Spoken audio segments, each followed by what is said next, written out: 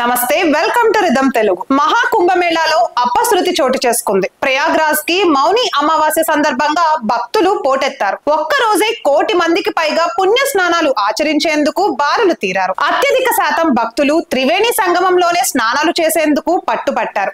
ఇక దీంతో అక్కడ తోపులాట చోటు చేసుకుంది. యాత్రికులను అదుపు చేసేందుకు అధికార యంత్రాంగం ప్రయత్నాలు చేసినప్పటికీ కొన్ని చోట్ల ఇబ్బంది తప్పలేదు. సంగమం దగ్గర అమృత స్నానం కోసం జనం ఒక్కసారిగా ఎగబడడంతో తొక్కిసలాట చోటు చేసుకుంది. ఇక సెక్టార్ 2 దగ్గర తొక్కిసలాట జరిగినట్లు కూడా తెలుస్తోంది. అందుకే పైగా గాయాలైనట్లు అధికారులు తెలిపారు. ఇక గాయాలైన వారిని సెక్టార్ 2 హాస్పిటల్ కి తరలించి చికిత్స అందిస్తున్నారు. మాఘమాస మౌని అమావాస్య మహిమాన్వితమైన శుభదినం కావడంతో ఇవాళ పుణ్య స్నానాలకు 1 కోటి మంది వస్తారని అంచనా వేశారు.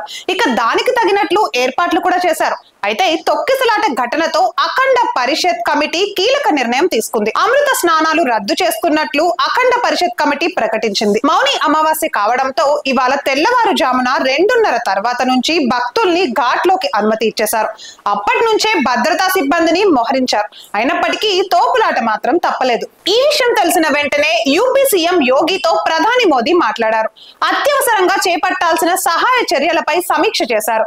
ఇక ఎలాంటి పొరపాట్లు జరగకుండా పకడ్బందీగా చర్యలు తీసుకోవాలని ఆయన సూచించారు. మరోవైపు ప్రయాగ్రాజ్ కి అన్ని వైపులా ట్రాఫిక్ అయితే స్తంభించింది. సుమారు 20 కిలోమీటర్ల మేర వాహనాలు ఎక్కడికక్కడ నిలిచిపోయాయి.